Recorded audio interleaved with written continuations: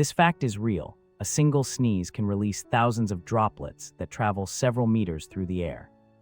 It sounds unbelievable because those tiny droplets carry bacteria, viruses, and sometimes complete infection chains despite a casual appearance. Lab studies show thousands of droplets erupt in seconds and can reach others at surprising distances when a room is crowded.